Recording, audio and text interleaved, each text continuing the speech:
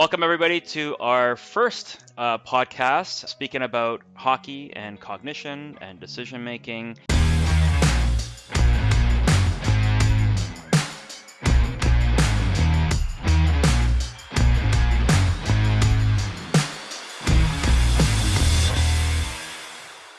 My name is Satoshi Takano.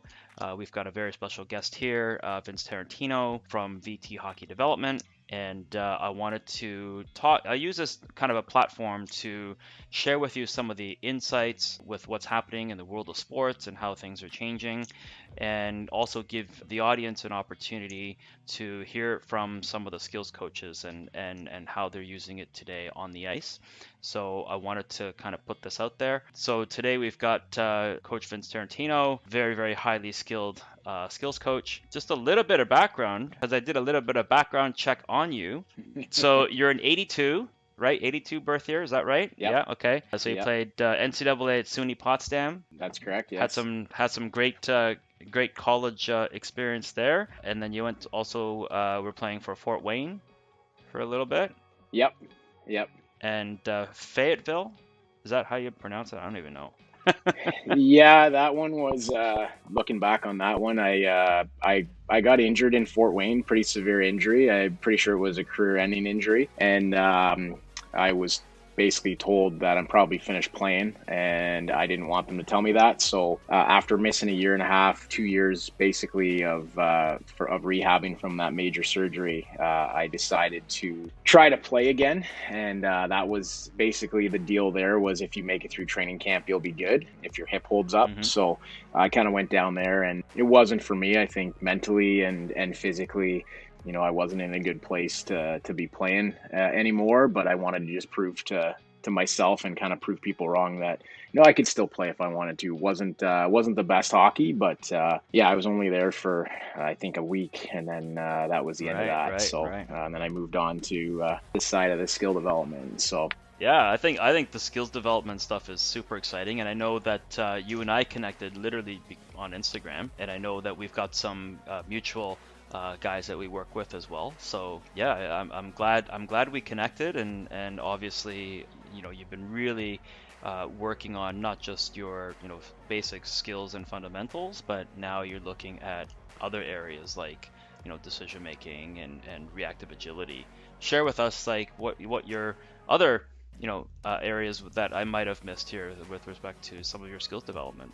Just to touch on the coaching side of things, I just finished, unfortunately, I'm not going to be returning to an OHL team. I was with the Niagara Ice Dogs for the last 5 seasons in skill development, skills coach capacity. I had multiple roles. I was also a scout for 4 of those years, an area scout for the Ice Dogs, which was pretty cool to be a part of the draft and scouting the minor midget age group, or the U16 age group each year for 4 seasons, and drafting players and see them come into the league, and then have an opportunity after drafting them to work with them in Niagara from a skill development standpoint.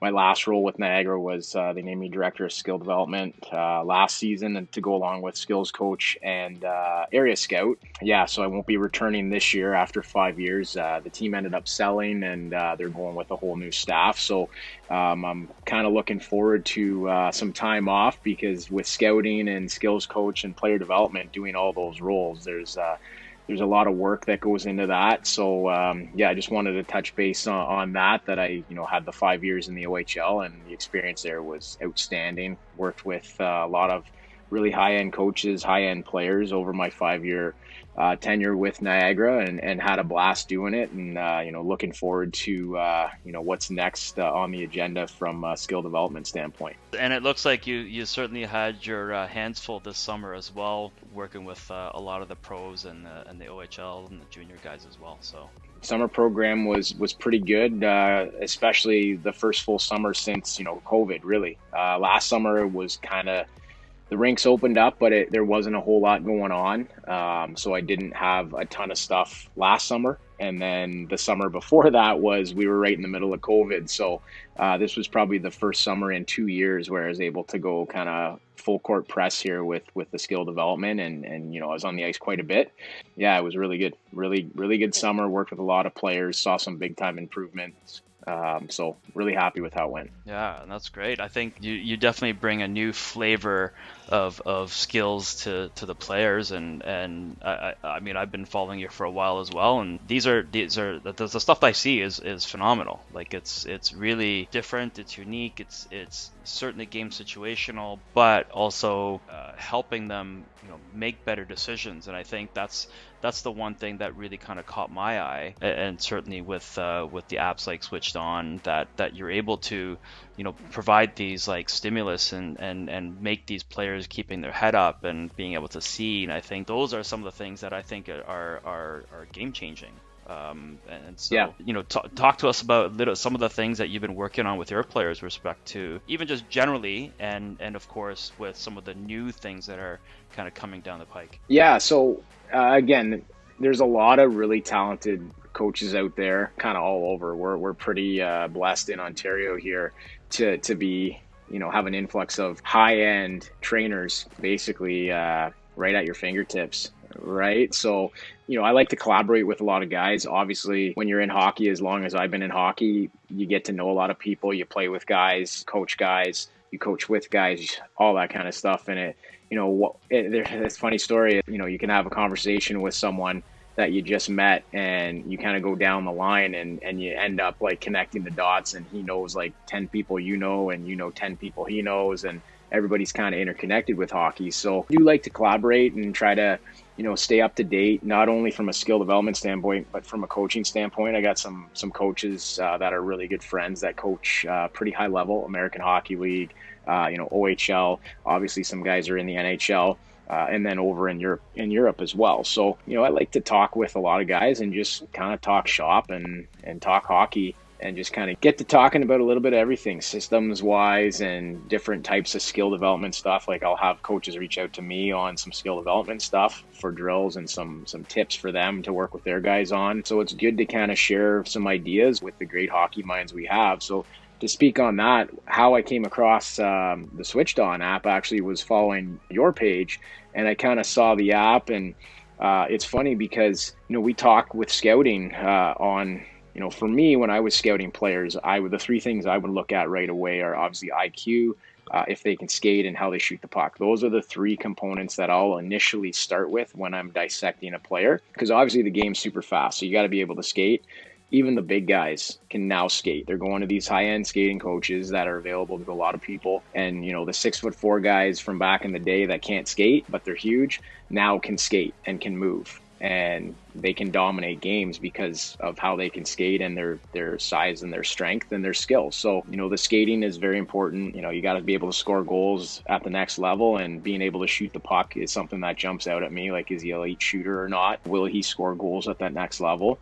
And then the IQ is the most important one for me. And we talk a lot about IQ, and I'm sure if you talked with different coaches about IQ, you'd probably get different explanations or definitions of what one would consider hockey IQ. And sometimes what I started looking at with players was they don't make a play, and it's not necessarily their IQ. It could be a vision thing. Like, they didn't make the play because they didn't see the guy that was wide open, or maybe he wasn't wide open. Maybe someone was flanking him and he couldn't see, and he was a little bit tunnel vision. So it doesn't necessarily mean that he doesn't have high hockey IQ. It could be a matter of vision and being able to see your surroundings, all while doing things at a high rate of speed, because the game's so fast now. So there's a lot of components that are involved there. And I started thinking, like, I can do all this skill development stuff with, game situation, forward and defense skills. I can do skilly hand stuff. I can do shooting. I can do the skating stuff. I can do a little bit of everything, but I need something to add to my development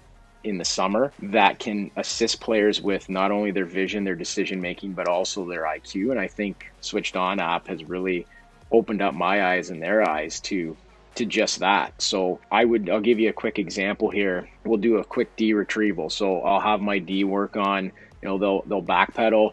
I'll have them open up to hunt down a puck with no crossover, and we'll pick up the puck off the wall. So that's a skill in itself to get it up off the wall.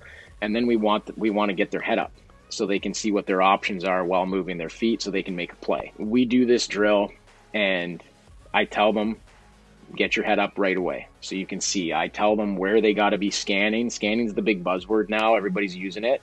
So they'll do a pre-scan before they pivot to see where everybody is on the ice. But most of the time when someone does a pre-scan, it's a quick little scan. Everyone says shoulder check. They do a quick little shoulder check, but what are you really processing when you do that? Are you just kind of doing it because you're told to do it, or are you actually doing it to see what's going on and where your options are, where the defense are, where the forecheck's coming from, where your teammates are? All that has to be, you got to put that all together with this scan or this shoulder check to see what's going on. And I found that a lot of my athletes were just doing it for the sake of doing it, but they weren't actually processing the information that was there. Right. So it was more of a quick glance. And I would tell guys, look, this is where you got to look, because this is where the pressure is going to be coming from, or this is where your centerman might curl to. So you've got to see if he's available, if he's covered, whatever. And we would go back and do the drill, and everything would be perfect. And the only thing that would be a problem would be the amount of time their eyes were down on the puck to make sure that they had it. And that split second with how fast the game is, that's all the difference to getting forechecked and hit to the boards, or missing that available pass for your player, or just flat out not getting to a puck. I started putting my iPad with the Switched On app in strategic spots where I needed them to look. And the improvement that I saw from start to finish of a drill, same exact drill, rim a puck, open up, pick it up, eyes up, and then I would use numbers and colors to start. So they would have to find the iPad, and it was placed in a strategic place where they would need to scan and look. And it was amazing. I have it on video, how quickly they forgot about the puck and cared about like looking at the puck, and how quickly their eyes were up scanning. And they were able to execute the drill, moving their feet, handling the puck with their eyes up. They would identify the number or the color, and their feet would be moving, and they'd be in and out in no time. So that's just one example of the Switched On app, where I would set up a drill that would benefit, the decision making and the eyes up for my athletes. That was super impressive to see, like, live and in person. Did you ever have any of the players actually losing possession of the puck, losing control of the puck at the beginning when they're kind of learning how to do this? Yeah. So at first they would try to like not look down at all, especially on a rim. If a puck's coming off the wall, like sometimes the spin on the puck, the way you pick it up, you might have to readjust and kind of overhandle to make sure that you have it. Those kind of things happen, or it takes a weird bounce, as we know on the dasher. You never know, it's never always going to be perfect. So there were definitely times where they would flat out miss the puck because they would be trying to just scan and find the iPad. So I had to get it through their head, like, you've got to get the puck, and then we want your eyes up as quickly as possible. And then to the point where you're using your peripherals and your body position to, if you have your hands off your body a little more, you can use your peripherals and kind of see the puck with your peripherals, but then your eyes are up and you're kind of scanning. So that's kind of where we got to with it.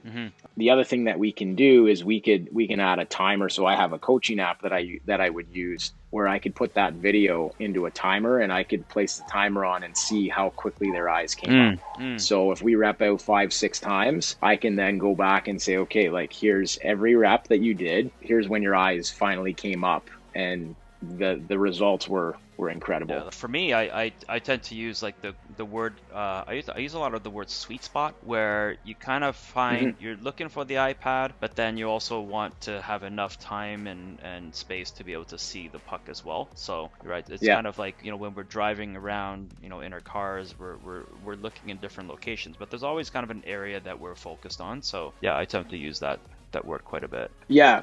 And then to speak on that, a couple of the other ones that I did, not D-related, they would have been forward-related ones where, coming out of turns off the half wall, seeing where options were. What guys started to do is guys started to cheat a bit. And I thought it was great because, the more you can see what's going on, the better. So what they would do is they would look for the change in like the color or the number before they pick up the puck. So now they're doing a pre-scan of the scan. So they would go in, look, see their options. Sometimes they'd catch it as it was switching, and then they would pick up the puck, and then they'd circle back again and they would check again. So they would actually see it twice. Now we're sitting here going, okay, they're not just doing the drill, they're actually doing a pre-scan, looking for the iPad, which is great. For me, it's just all about the eyes up and looking to spaces where there's going to be either pressure or there's going to be options for you to make a play. So that's where I would strategically place the iPad, and that's what I was trying to get through to my athletes. Like, you can't just be tunnel vision focused on the drill or the route or the puck that you're getting in a game. So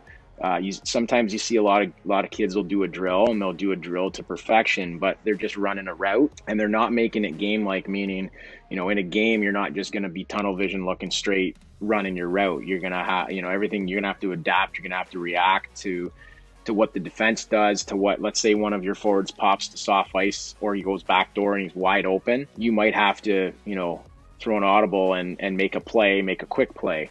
And if you're tunnel vision, you might not see it. Right. So right. Yeah. That's where I think this app really helps. Yeah, and we saw obviously, a lot of the, kind of scanning and the value of scanning to be able to figure out like your route before you even, get there Yep. or move the puck into that certain area, and we saw that in the World Juniors as well. So, Yeah.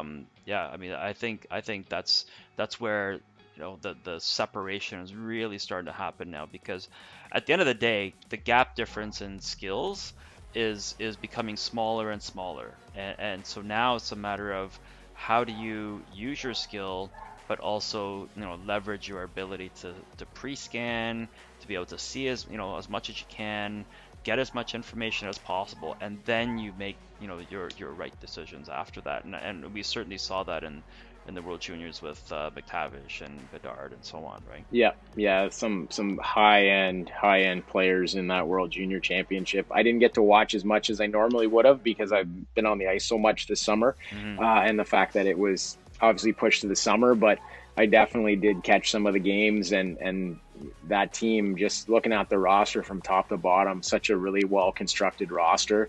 You got guys like Brennan Othman, who was a big time player in Flint in the OHL, and he's playing, a checking role, laying guys out, getting some energy for Canada, and the guy can score. Like I believe he's a first round draft pick, 15th overall or something like that to the New York Rangers. So, he's a big time player, and he's sitting here, knowing what his role is to help the team win gold. And he's, almost in like a checking role, firing his team up, finishing checks. And it just goes to show you the talent of the team that they had. They have a guy like that. A lot of people would be like, well, he should be, a first line go-to guy. And it's like, these guys can do more than just score goals. There's a lot of things that you have to do. And that's unbelievable for that next level. The fact that he has that ability to do that, because the NHL is obviously the top tier and the best league in the world, and the high end players there. I'm sure you've come across a lot of players that had high end talent, but they weren't willing to settle into a specific role in order to play in that NHL. And I think the World Juniors is so good because if you historically look back at the rosters of all those great teams, you're probably going to be surprised on, like, there's some guys that, were technically a checking role player on that team, but they're an absolutely outstanding player. So adapting to your role and being able to identify what you can bring to the team to help a team win, and your willingness to play that role, I think definitely helps, because everybody's super talented and super skilled now, as you said, but now it's like, okay, what can you offer that separates you from others? Right. And talk to us a little bit about like how you find the game, changing yourself. I mean, obviously you've worked with high end athletes, and you've been with, teams like Niagara, kind of, being on that inside. What did you kind of see over those 5 years? Like, was there anything that really kind of changed over that time frame when you were there? Obviously, I was there when they were just getting really good. And then probably the best year I had from a skill development standpoint, and the most times I was out. Actually, I have my binder over here with all of my skill sessions written out. We're talking 4 years ago probably. So the technology that's available now wasn't quite developed then. So I would have to write everything out, and I would be super organized and dialed in and ready to go. So I would always have like 3 or 4 extra skill drills prepared in case to see how the flow of the session went. But we had the one year we loaded up. We had Jason Robertson, who's in Dallas. We had Phil Tomasino, who's in Nashville. Akil Thomas is in the LA Kings organization, scored that big World Junior goal to beat Russia. Ben Jones was with Vegas, I believe. I'm not sure where he signed, but he was in the American League. I think he won a Calder Cup last year with Chicago in the American League. Ivan Lodnia was on that Chicago team as well. He was on that Niagara Niagara team. Jack Studnicka, who's in the Bruins system, he was on that team. I'd feel terrible if I'm missing some other guys. Kirill Maximoff was in the Oilers system. He had like 45 goals that year. So, that's just to name a few players, but that was the loaded lineup that we had in Niagara that year. So going out to do skills with those guys, like I think we had Robertson was a 40-goal scorer. Akil was 40 goals. Ben Jones was 40 goals. Maximoff was 40 plus goals. I think we had like 4 guys, maybe 5 that were 40 plus goal guys. I think J-Rob might have been 50. So going out and doing skills with those guys was just do stuff. Like I wasn't trying to teach them anything because they were high end. It was almost like make sure they get their touches. They wanted the puck on their stick. They wanted their touches because in a game, you don't really have the puck on your stick a ton. It's a lot of movement. I don't know what the statistic is behind actually how many times you touch a puck in a game, but so those skill sessions were individual based to work on individual skill. A lot of puck touches, a lot of shooting. And, throughout the year, they kind of loved skill day because they were such a high-end team. Unfortunately, they ended up I think we got upset by Oshawa in the second round that year, so it was a little bit disappointing. But yeah, that team was by far the most talented group of forwards. Like the D, we didn't have, the offensive juggernaut defensemen that some teams have, but we were absolutely loaded up front, like firepower for days up front, unbelievable power play. So those days were fun with that team. And then you go into a rebuild. Usually they say in the OHL, it's usually a 3-year cycle where you have 3 years to kind of go for it. And then you sell the farm going all in and then you rebuild. Unfortunately, the rebuild took a little bit longer in Niagara. COVID kind of got in the way. Yeah, so the last couple seasons were a little bit more challenging as far as player development. Just getting there. Obviously, the missed season really hurt. And then the season prior to that where it was shut down. Yeah, we were shut down at the start of March, right? Yep. Or mid-March, I want to say. So there's still, you play regular season games into April. There was a lot of time left in that season, about a month, I want to say, left in that season. And then the next season, you miss everything. You miss the entire year where I didn't even go down to Niagara, and then the season started a little bit later this past year. But we had, even this year, like we had 2 shutdowns due to COVID. So we had one shutdown from an outbreak, then coming back from Christmas, we had another shutdown because of the COVID outbreak. And then all of February, we didn't do any skill development sessions because the team played 16 games in 31 days. Oh, wow. To make up for, So, and then there was injuries because of that and suspensions. So this year was a very challenging year, with all the shutdowns and the injuries and the schedule, just having to make up those games. You miss like 10 games, you have to make them up somewhere. So yeah, it was definitely challenging, not as fun as, going in there 30 plus times a year and just sitting back and just watching guys just dominate the drills that you set up for them and just loving every minute of it. So, but that was kind of a challenge for me. I said to them, I think this is like a 2-3 year window here. I think COVID kind of extended the rebuild a bit, but yeah, unfortunately I won't be able to see that through, but the OHL is a really cool development league. You get to see, boys turn into, young adults turn into men, and they kind of live out their childhood dream. You see them get drafted, and then just from the development standpoint, I'm sure the guys that you work with that are going down this year, they'll come back to you in the summer and you'll be like, what happened? Yeah, it's a really cool experience to be a part of all that. Yeah, you're absolutely right about the kind of that boys to men, the experience. I certainly experienced that down in the U.S. last week, and I've known a lot of these boys back in the day, and I followed them, and now they're getting drafted to the NHL, and they literally are men at 17, 18 years old, and just their character is also very professional as well, which I found was a great thing to see. I met guys like Cutter Gauthier and some of the other guys down there, and Cutter just came up to me and just shook my hand and said, "Hi, I'm Cutter Gauthier," and I said, "I know you."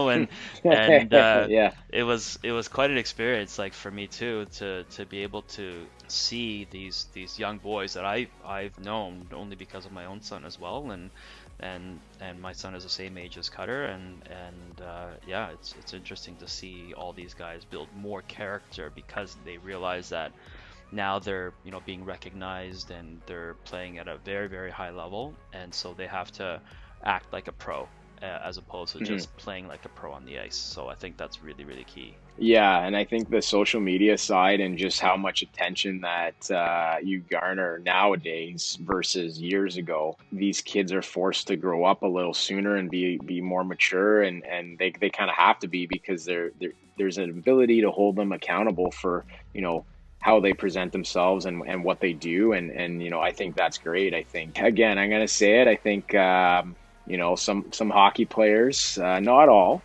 but there's a little bit of immaturity around the hockey players. I'm not saying that I was perfect, but again, I think with the social media, I think a lot of guys have to be a little bit more mature these days, and have to kind of think about how they conduct themselves, which I think is great for them. I think it matures them. I think it's going to make them better pros for longer when their time comes. I think it's a positive step for them, Hmm. and I think it's great. I really think like you can get social media alone. Like I don't know if we would have connected if it wasn't for social media. So just Yeah.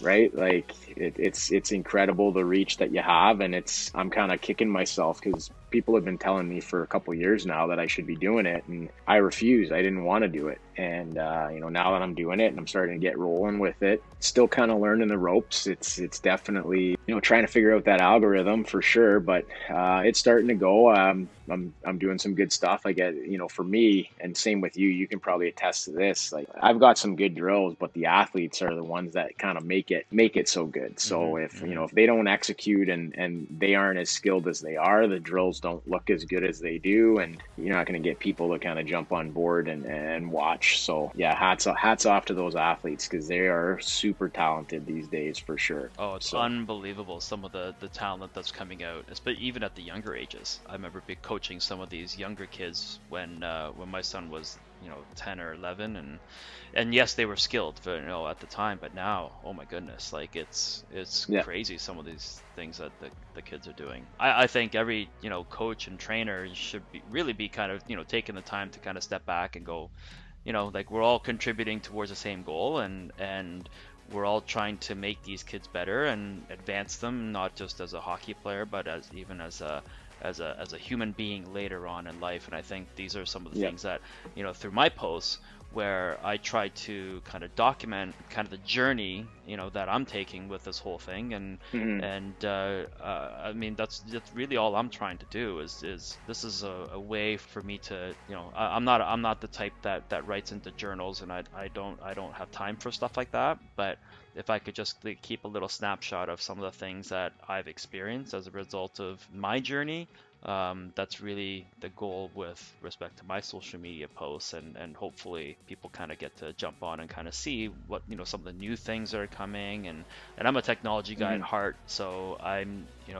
trying to merge technology with things that are a little bit more traditional, like like the game of hockey, and obviously technology is having a big impact in hockey, but also in other sports as well, right? So we're seeing it in tennis, we're seeing it in basketball, we're seeing it in even in badminton. Like I was watching a badminton match, and there's a lot of technology that's going into even those types of sports as well. So Yeah. that's what really excites me. It's that it's now becoming mainstream, and even with the Switched On app, and it was a little tiny app that nobody really cared for at the time, and now it's like becoming more applicable and a little bit more mainstream. There's certainly people that I know that are still pushing against it just because it's something that they're not familiar with. But as time progresses, I think it's just going to get better and better, more easier to use. It's certainly going to add more value to the coaches, and that's what I hope that a lot of the audience here gets out of it as well. That yes, it's a tiny app, but it's an incredibly powerful app if you use it right, just like a scalpel and for a surgeon, right? Like as long as you use it right, Yeah. you can do some really really wonderful things. And so and certainly the stuff that you've been doing thus far with your athletes is something that, especially at the level of players that you're working at, and the feedback that you've been getting from your athletes as well, I think is a testament to how the technology is getting adopted by some of these players who grew up with technology in the first place, right? So Yeah. I think Yep, for sure. it's great for coaches like yourself to be able to use it, understand it,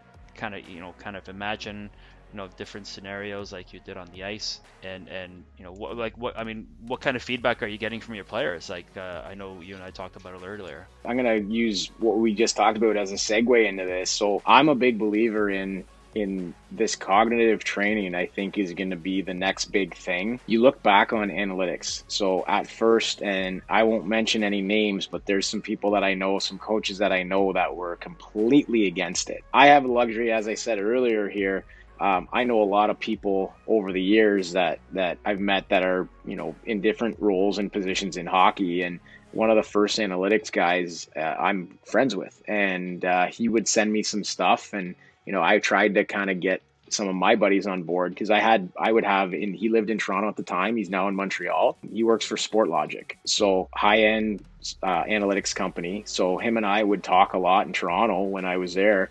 And, I just said, like, I'm open-minded, sell me on it. Like, what are you, like, kind of explain all this. Like, what are you guys tracking? And he basically said everything.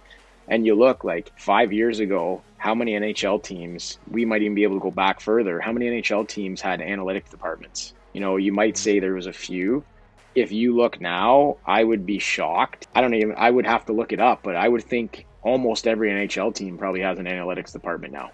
I could be wrong, but I would think so. Like, there's, 5-6 years ago, maybe 7 years ago, people were like, nope, keep the numbers out of it. It's not a numbers thing. And now it's, you give it some time, people start, all it takes is for someone to see the benefit. It doesn't need to be everybody. And that's the same thing with the cognitive training. I've been a big believer in sports psychology and mental performance coaches for a while now. And, now you're starting to see there's still a lot of kids and a lot of players that don't use one.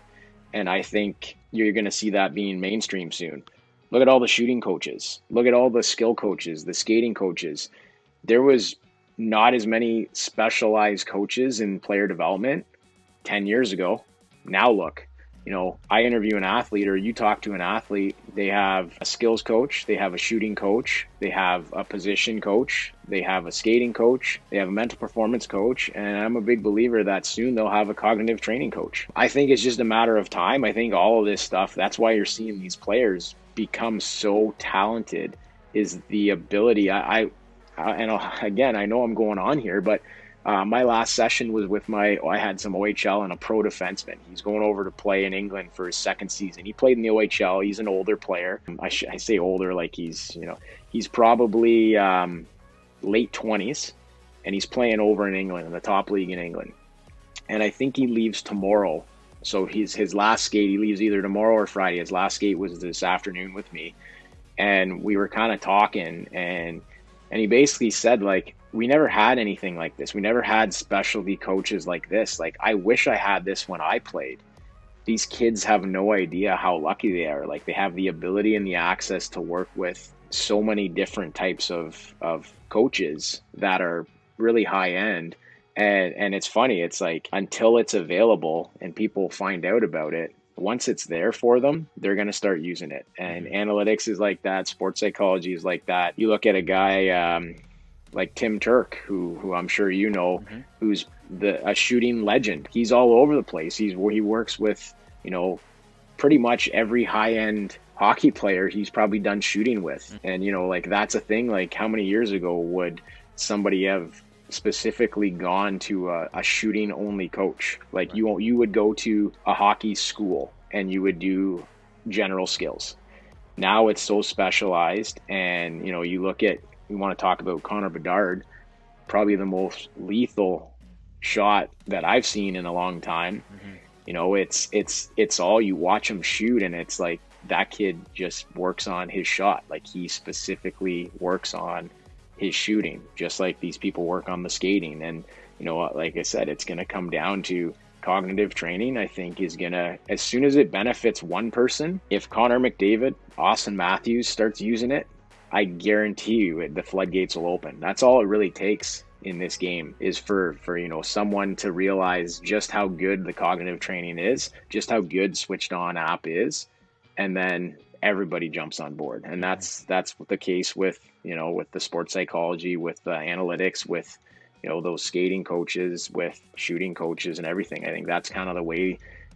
People say it's a copycat league in the NHL. Well, the same goes for skill development. It's a copycat league. It's what can we add to our program, or what can we add that will benefit and make our players better? Until you try it, you don't know if it's going to be beneficial or not. So why not try it? That's kind of my mindset with it all. Yeah, is give it a try, and that's what I did with the app. Is I tried it, and I was like, wow, this is pretty impressive. Yeah, next thing you know, we're gonna have a backhand only coach. It's getting so surgical in terms of what specific skill sets, and even as a coach and trainer, like you can't be all things to all people either, right? So I think that's kind of where things are going. Like when I played, there was no Tim Turk, there's no shooting coach. I remember my power skating instructor was Marianne Watkins from the Penguins. Yeah, she was phenomenal. But that was really it. The rest was just, we didn't even have cones really back then. We just put tires on the ice, and I mean, and then we put springboards and also different type of stuff. But now, to your point, even as a parent too, that you kind of have to keep your eyes and ears open, be flexible to the different types of development opportunities that are out there. Obviously in Toronto, we're very spoiled. Like, I mean, we are so spoiled here in Toronto because we have everything, right? Like we I mean, there's, I don't know, 300 rinks or whatever the case may be. Whereas I know some cities in the US, major metropolitans, have 2 rinks to service the entire city, and I know some of these kids envy what we have here in Canada in general, and Toronto as a whole. So we certainly we're a little bit spoiled that way. But I think to your point with respect to cognitive development, to be able to think the game, I think is really, really key, because we can't necessarily train that on the ice while we're doing a skill session or in a team practice, because now you're doing team kind of flow drills, or you're doing different types of skills, of course, as a team. So it's a little bit different. But I think there's an opportunity somewhere kind of in between that, where you're doing some individual skill development, but it's not necessarily a team practice, but it's somewhere in between where you're just kind of making sure that you're able to see better, you're able to process information better, you're trying to make the right decisions based on what you see. And I think that is certainly an opportunity for players and even for parents to kind of understand that your kid doesn't necessarily have to be the fastest skater out there, or doesn't necessarily have to have the hardest shot. But if that particular player can make better plays, that can move the puck into certain areas for other people to take the shot or get out of trouble, or being able to see threats as they're coming and make a move, and those types of things, I think they're not just hockey skills. Because I was watching a couple basketball highlights today, and it's exactly the same thing. You're trying to get time and space so you can make a play, and that's in basketball. I think the same thing goes in soccer. I think as time progresses, people are going to start to realize that, as different as basketball may be, there's some real fundamental common things that both hockey and basketball, for example, share, which is getting time and space, gaining possession, looking at where your teammates are, looking at where your threats are. Yeah, and so then these small individual skills, it is just part of a bigger picture of playmaking. That's something that I think is still in development, and I think that's where the opportunity lies. I don't know what you think about that. Yeah, and again, the game, talking about how fast the game is, and your window to make a decision is very, very minimal now, especially at the highest of levels. You've got to split second to make a really intelligent decision sometimes. And people are like, oh, it's easy, just get the pucks quicker. So if you're faster, you can get the pucks quicker. But players are so fast now, and the way the game is coached. So years ago, defensemen would give up gap, or the weak side D would kind of trail in behind, and you would force the opposing team to dump the puck in, and your weak side D would cheat a bit and go get it. and he would have time, and you can hold him up as, the strong side D could hold him up and run some interference, and that would give him time to get the puck and make a play. The rules have changed. You can't do that. Also, the way that you don't want to give up red line. You definitely don't want to give up blue line. So you're really tight up on players. Players are going 100 miles an hour. They're activating D. So everybody's flying. So the gaps are so tight. And then if they chip and chase, now you've got to go from backwards to forwards. Like, it doesn't matter if you're the fastest skater in the world. There's going to be situations in games where someone closes on you and you just don't have the time. So now it's all about your decision making. And again, we talk about the whole cognitive side of things. It's like, okay, how can you assess and identify where the right play is in a short amount of time while being under pressure? Well, again, everybody's going to kind of be different. So in order to train it, like, you've got to start somewhere. Mm-hmm. And right now, I know for me, I'm starting with switched on. I'm like, okay, let's start doing things where we're pre-scanning, we're scanning, our eyes are up, we know where our outs are, we're able to make plays while moving our feet, but also having our eyes up and kind of looking kind of all over. And I think right now, just based on some of the drills I've done in the summer, I think switched on's been the best option for me, because I've seen it firsthand. Eyes are up in the first couple of sets first couple of reps, where, prior to that, there was no iPad there, same drill, their eyes are down for too long, then their eyes are up. Mm-hmm. Mm-hmm. And so for me, I think like it's going to come down to decision making and vision. I really think like the vision is going to be, again, like you could have the smartest player in the world go and get a puck, and he could, like, what happens if two guys are right on him? What's he going to do? Well, if he loses the puck or gives it away, does that mean that his IQ is in question? I don't know. Again, that's where the game's going. Everybody wants to get fast. I have players, and again, to talk about it's the strength coaches that are out there these days, and the things that they're doing in the gym to make these athletes as high end as they are, and as explosive and as powerful as they are. Everybody's skating 100 miles an hour. So, sometimes you get to the puck and it's like, I don't have any time or space. What am I going to do? So I think from there, it just, there's always going to be an option. There's going to be a couple of options for you. You got to be able to see the option. Yeah, one of my OHL athletes actually said to me, and I thought this was like really intriguing, and this was a fairly high-end OHL player. He said to me the big difference between the U18 kind of minor, I wouldn't say U18, sorry, minor midget hockey, like youth hockey to juniors. So when he played U16, he said that when I thought I had time, I didn't anymore, right? Like when as he's kind of coming up. But on the reverse, he also said in the OHL, when I thought I didn't have time, I actually do have time. Which I was like, really? Like I didn't really, I had to think about what he said there. He was saying that even, when he's playing, obviously when he thinks he has time, he doesn't, obviously, because defensively they're right on him. But I think on the flip side, the opponent is also thinking strategically as well now. They're not just kind of going after everybody's heads, right?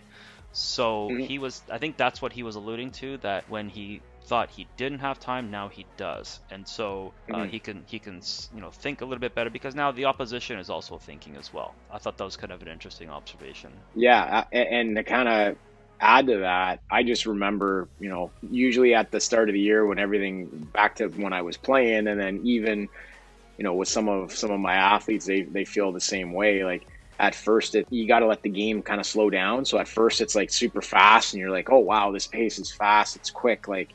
It's almost like you're in like a spaceship, I guess you could say, and everything's just zipping by.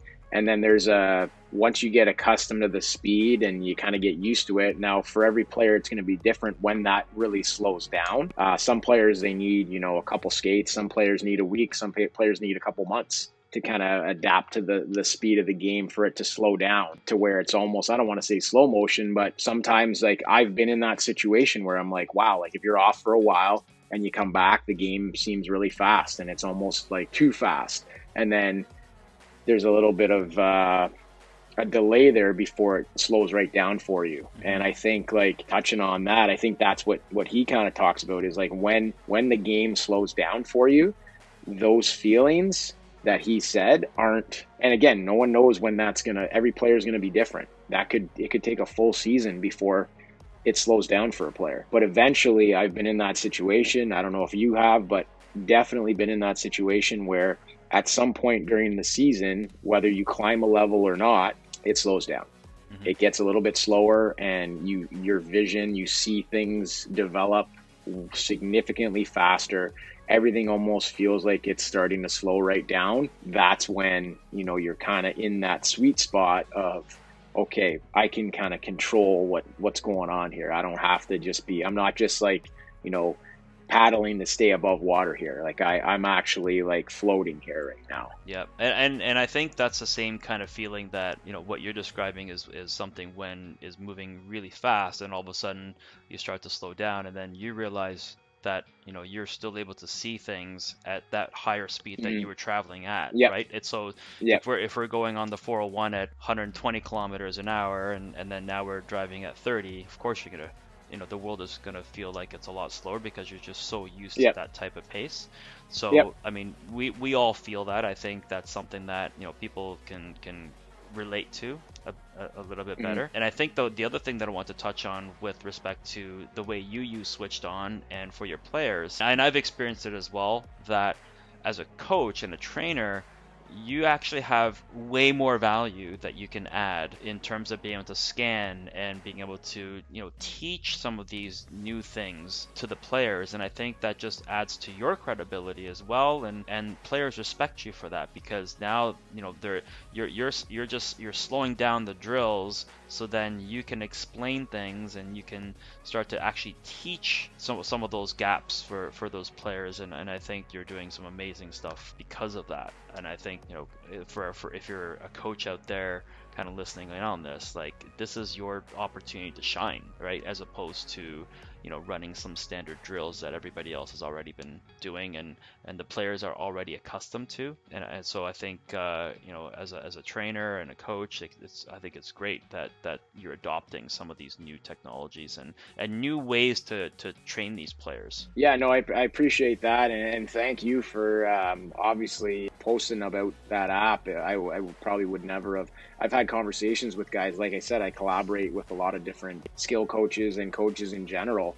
And, the IQ and the vision thing came up a lot this summer. And I said, there's got to be, one of my guys that I do some stuff with, he was doing he was holding up colors of I don't know, they were like rings. I don't know if they were Frisbees or whatever. And he was kind of saying oh, when I hold up this color, it means you do this. And then when I do this one, you do something different. And then I started thinking, I'm like, I like that concept, because in a drill, there's always a start and a finish. There's not too many drills that I've seen skill coaches do where, yes, there's options. You can go this way, that way, whatever. But this was more decision-based and vision. So you had to you had to look and see. And that's when I started looking okay, there has to be something with technology, because I use my iPad for my coaching app to dissect, some skating to some shooting stuff, and I'll film in slow motion. And then when I'm doing my one-on-ones, I can show them live on the spot, some corrections and instant feedback. And I'm like, there has to be something. And I came across Switched On, and I downloaded it and tried it out, kind of played around with it. And, then I said, I think I have something here that might work. And I used to do years ago. It's kind of funny. I remember I just came across this video years ago. I would do with younger kids, and it's the 05 age group. So they're going into their draft year coming up now for the NHL. This season's going to be their draft year. And it was in Toronto, and I was holding up hands because I was noticing that they kept burying their head, especially when they were about to shoot. So I decided I'd be standing in a certain spot and I'd flash a number, and they had to yell out the number. And this was years ago. And then, with the advancement in technology and what's available and what's out there now, I was like, I got it. There's got to be something. So I took all of that and just talking with some other coaches on little things like, oh, you should stand in the slot and put up a number as well. And with this other skill coach holding up those frisbees or whatever they were, I came across it and I'm like, let's try it. Yeah. Let's try it. And I put together just a couple of drills to start, and it just kind of took off. And, then we had a nice little conversation, and obviously having access to the pro version is significant. I would highly recommend it to anyone to kind of upgrade to the pro. I'm not plugging you guys at all here. It's a game. The game changer is like just the features in the pro version. Like the free version is very good with what you can do, but you're very limited with that. As far as like, if you want to, like, I could see players once they kind of get the hang of it, like you can do the numbers, the colors and all that stuff. Once they get the hang of it and they can do the arrows, but once they get the hang of it, I think you got to challenge them. You got to take it to the next level. And I think like when you add in what the pro features are, where you can add in those images, like I was saying to you with the shoot and pass that I put in, where now they're going in on a 2-on-1 and, they got to have their eyes up and it flashes shoot. Well, now they got to shoot, or it flashes pass and then they got to pass. So now they don't know what they're going to do. And half the time in a 2-on-1, sometimes guys don't know what they want to do. So that one was super successful, and I wasn't able to use that until I got the pro version. The one I posted today with the colored arrows with red, green. Yeah, that was awesome. That's a pro version one that, like I said to you, I was talking to the guys and explaining it, and they thought I had 3 heads. They were like, what are you talking about? And then I said, just stick with it. We'll go slow at first. And by the end of it, they were flying doing it. So, and in the zone entry, we did a scissor enter the zone with a scissor, a little crisscross applesauce. And then, what guys were doing was, at first they were like waiting for it to change and it didn't look very natural. By the end of it, they were like doing little things. And the best part about that is where it's strategically placed in that drill, the goalie doesn't know what they're going to do. Mm-hmm. They're not able to telegraph. Like, the whole point to it, now we're talking skill development, is I told them the goalie doesn't know what you're doing, and you don't know what you're doing until it flashes.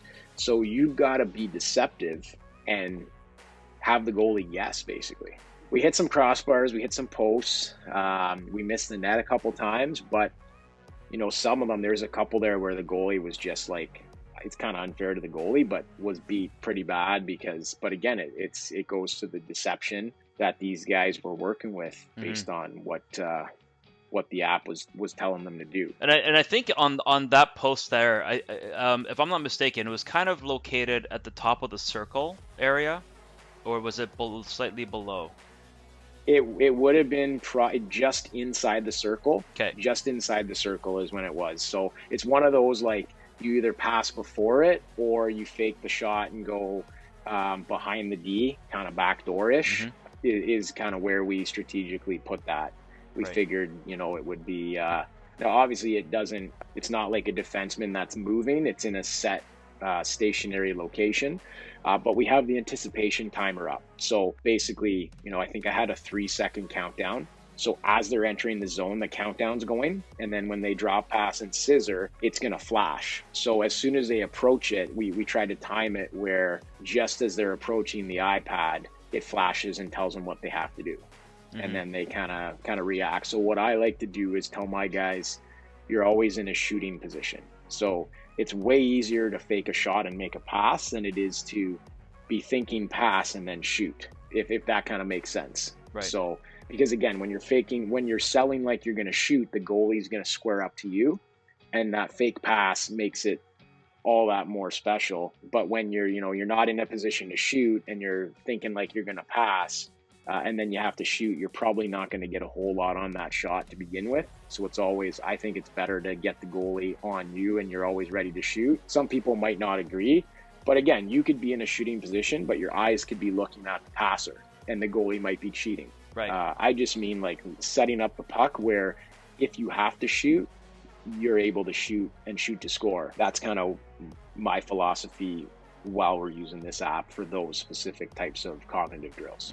Yeah, and I think the anticipation clock actually is quite useful in many different ways too, that they have to either speed up to get to it when they see the left or right in that case, or they might actually have to slow down a little bit. So it kind of teaches them the art of the patience as well, that maybe I'm going too fast, I need to slow down on this particular rep because obviously the anticipation timer is a little bit longer. Yeah, so I'm glad I feel like you read my mind there. I'm glad you brought that up. So that was kind of going to be my next point. The good thing with the anticipation timer too is one skill set that, with the game being so fast, I talk with players about having one speed. Sometimes they just have one speed, like Ricky Bobby from Talladega Nights. They just want to go fast. And, when you do that, someone's like, again, you can have blazing speed, and the best skaters in the world have a tough time beating high-end defensemen just with their speed. So a lot of changing of speed, accelerating, decelerating in different positions. So backing up a D, and then as soon as you enter the zone, decelerating and getting middle ice, that messes up his gap, which then forces him to make a decision. So whereas a lot of guys will just kind of skate right into the trap or into the web, as I call it, where they're just kind of funneling you to an area, you keep that speed up. If you don't change speeds, like, their gap's going to stay the same and you're not going to have any room, or they're going to skate you into, a problem, meaning like the corner, or they're going to pinch you off and you're going to have to give up possession of the puck. So I think changing speeds, accelerating, decelerating, and that anticipation timer, like, I have some footage of the neutral zone stuff where we do some overspeed through the neutral zone, and sometimes guys would get to the iPad too quick, and the anticipation clock would still be going, and they would kind of get upset. And I said, well, think of this game like why are you going the same speed every time? Like, why aren't you changing speeds? So if you see it, your eyes are up, you see, I'm going to get there, just slow up, or get to middle ice, or reroute yourself, like, change your speed. Your speed. It's going to mess with the D. And I think that's a really cool tool. And that's like the next phase that, some of my guys just haven't clued into yet, that, like, even though that clock's still going, you've got to slow up. So even though this is our drill and this is our route, you can still adapt. Like, if it hasn't changed yet, to tell you what it wants you to do, slow up so you can see it, or decel, or change your route. In order to, you could even, pull up and delay, like, little things like that. The creative side of things, where these elite level skilled players in the NHL, they just do. I think that's the next wave that I'm going to introduce with the app is force it where, like, extend the anticipation clock and make it where they have to decel, right, and then accelerate again. Right. Yeah, those are fantastic points. Well, I have a question for you in regards to any tips that you might have for running, type of sessions for other coaches out in the world out there. If they're using any of this type of technology on the ice, like, what would you say are some tips that you learned throughout this process? I would say just have a plan in place with what you're doing. So if you're going to do an entire session based on it, try to be diversified, meaning, like, don't just do, the same thing over and over again. There's so many different things that you can do. I would say, like, do different types of drills in different areas of the ice where you can utilize that. So I have one that's like a scissor 2-on-0, but it's really acts as a 2-on-1. I have a regroup 2-on-0 kind of one with some passing. I've got one where I do D retrievals, where they have to pick up the puck off the wall.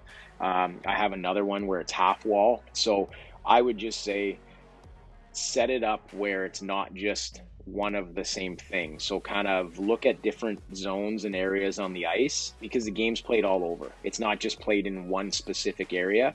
So use the app and its tools, whether it's the free version or the pro, but use it and set up your drills kind of all over the ice in the different zones where you can utilize it, is what I would kind of recommend. And I think you'll get a more well-rounded session out of it, and you can really unlock what it has to offer. That's great. And thanks for that. I would also probably add one more, which would be try to practice as much as you can, at home. to kind of understand some of the intricacies of the app, and because the last thing you want to be doing is fumbling around with the app and start trying to learn it as you're running a practice, right? Make sure you hotspot, like again with the internet, just sometimes restarting the app. If you had one session before, I know currently you need internet access to run it. So all I do at the rink, if your local rink doesn't have Wi-Fi, I just set up my hotspot before I go on the ice during the flood, and just make sure I do like a trial run to make sure, like, once it's hooked up to the internet just at one time, you're good for the session. So depending on what your data plan is, or if your rink has Wi-Fi, I would just make sure that you're set up and give it a little test run, because you don't want what happened with me with the pro group, where you go to run it and it's not working and you have to kind of scramble and audible. That was on me. That was my fault. I didn't double check it before I started using it that one time. But yeah, that would be the other one, is just make sure that you do a little trial run before you go on the ice, so you're dialed in, focused, and ready to rock. Nice. Awesome.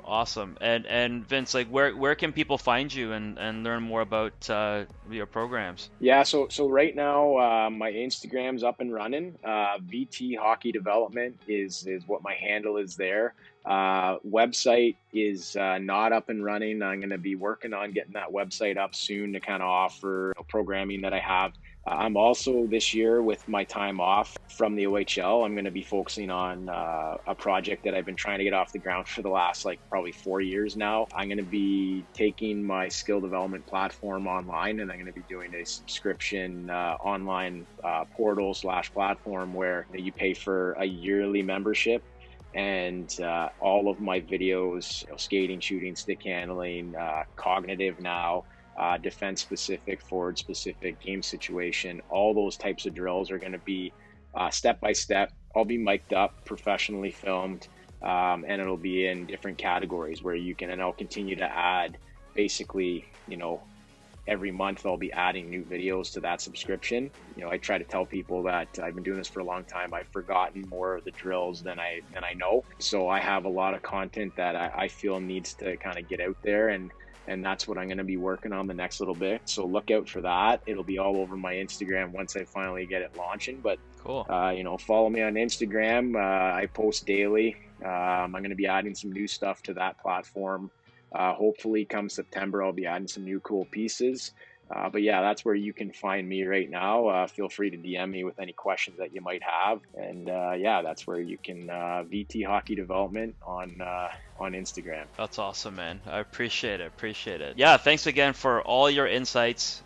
This has been an incredible interview. So thanks for participating, and thanks for using the app. Yeah, I look forward to all of your new stuff that's coming. So we'll definitely stay in touch, and we'll bring you on, again, and kind of let you kind of fill in on some of those new updates later on. So look forward to that. Absolutely, I appreciate it. And I'm going to leave you with one last tip here for players and for coaches out there. Just get better every day. We have the opportunity to, in whatever it is that we do, just try to get better at something every day. For players, even if you're in a nice session, maybe it's 30 minutes, just try to get better at something every day. Make sure you're having fun with it, but really trying to get better. It's amazing, you try to get better every day, and month by month, week by week, month by month, year by year, you're getting better every single day. 4 or 5 years from now, what is that going to look like? Where are you going to be? So don't take any of those days for granted. Try to get better every day, and just be open-minded to try things, try new coaches. There's a lot of good trainers out there. There's a lot of good people in the hockey world out there that have something that they can offer you. You don't have to stick with just one person. I try to tell my athletes, go see other guys. There's a lot of knowledge and girls out there training. Be open-minded. Someone might be able to teach you something that another might not. And, you just want to try to it's all about getting better every single day. I appreciate you having me on. It's been a blast. Anytime you want me back, you just let me know. And hopefully we can get together and do some more stuff, maybe some on-ice stuff in the near future. Yeah, you bet. I'm looking forward to it for sure. Okay. All right. Thanks again. I appreciate it. All right. Thanks. You too.